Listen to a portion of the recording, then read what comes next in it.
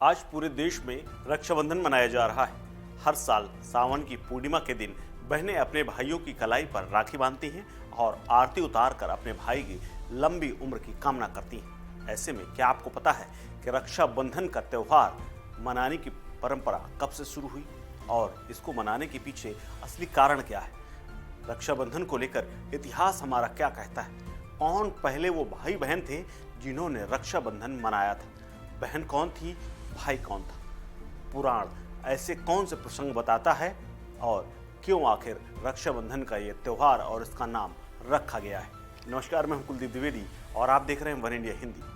दरअसल पुराणों के मुताबिक पाताल के एक राजा थे, नाम था बलि।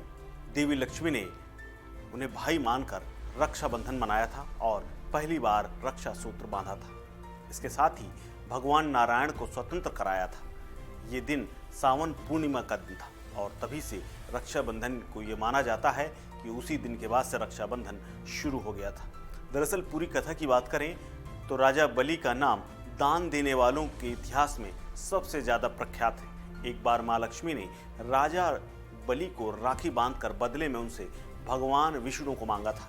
कहानी इस तरह है कि एक बार राजा बलि ने यज्ञ का आयोजन किया, तब उनकी परीक्षा लेने के लिए भगवान विष्णु वामनावतार लेकर आए और दानवीर राजा बलि से 3 पग यानी 3 कदम भूमि मांगी। बलि ने हाँ कह दिया तो वामनावतार ने 2 पग में ही धरती और आकाश को नाप लिया।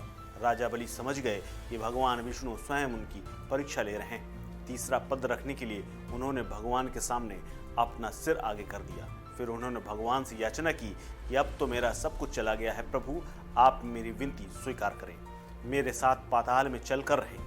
भगवान को भी भक्त की बात माननी पड़ी और विष्णु जी वैकुंठ छोड़कर पाताल चले गए।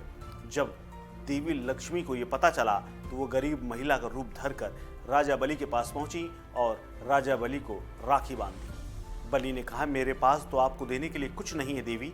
इस पर देवी लक्ष्मी ने कहा, वो अपने स्वरूप में आई और बोली, आपके पास तो साक्षात श्री हरि हैं और मुझे वही चाहिए।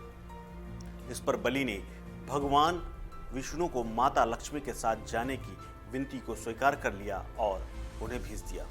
तब जाते वक्त भगवान विष्णु ने राजा बलि को वरदान दिया कि वो हर साल 4 महीने पाताल में ही निवास करेंगे। ये 4 महीने चतुर्मास के रूप में माने जाते हैं। इसके अलावा एक और प्रसंग मिलता है महाभारत में, जब युधिष्ठिर इंद्रप्रस्थ में राजसूय योग कर रहे थे।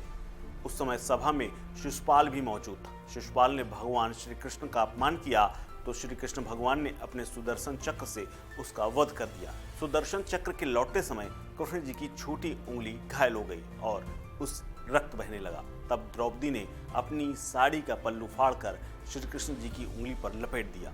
तब श्री कृष्ण ने द्रौपदी को वचन दिया कि वो इसे रक्षा सूत्र का वचन माने और वो इसे हमेशा निभाएंगे। इसके बाद जब कौरवों ने द्रौपदी का चीरहरण किया तो श्री कृष्ण ने चीर बढ़ाकर द्रौपदी की लाज रखी थी। मान्यता है कि जिस दिन द्रौपदी ने श्री कृष्ण की उंगली पर साड़ी का पल्लू बांधा था वो सावन की पूर्णिमा ही थी। यानी ये 2 प्रसंग हो गए।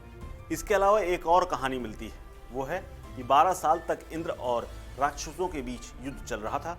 12 साल के युद्ध में इंद्र थक चुके थे, बड़ी संख्या में सेना मारी जा चुकी थी और दैत्य धीरे धीरे हावी हो रहे थे। ऐसे में इंद्र युद्ध से भागने को तैयार थे। अब महाप्रतापी और शक्तिशाली की हालत देखकर इंद्र की पत्नी गुरु की शरण में गई तो गुरु ने ध्यान लगाकर इंद्राणी से कहा, अगर आप अपने पतिव्रत बल का प्रयोग करके यह संकल्प करें कि मेरे पति देव सुरक्षित रहें और इंद्र की दाहिनी कलाई पर एक धागा बांधें तो इंद्र सुनिश्चित ही युद्ध जीत जाएंगे। इसके बाद इंद्राणी ने यानी इंद्र की पत्नी ने ऐसा ही किया। परिणाम स्वरूप इंद्र विजय हुए और इंद्राणी का संकल्प साकार हुआ।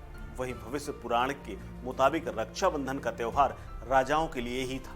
इससे संबंधों में प्रगाढ़ता आती थी और लोगों को आशीर्वाद मिलता था और लंबी उम्र मिलती थी। साथ ही जिसके कलाई में ये सूत्र बांधा जाता था वो बांधने वाले की सुरक्षा की पूरी जिम्मेदारी लेता था और तभी से ये परंपरा चली आ रही है। इसके अलावा कलयुग में या यूं कहें कि हाल के 200-400 सालों के बीच में कई ऐसे रक्षाबंधन के सूत्र बांधते हुए और ऐसे रिश्ते बनते हुए देखे गए हैं जो आज भी इतिहास में दर्ज है। इस खबर में फिलहाल इतना ही। अपडेट्स के लिए बने रहिए वन इंडिया हिंदी के साथ।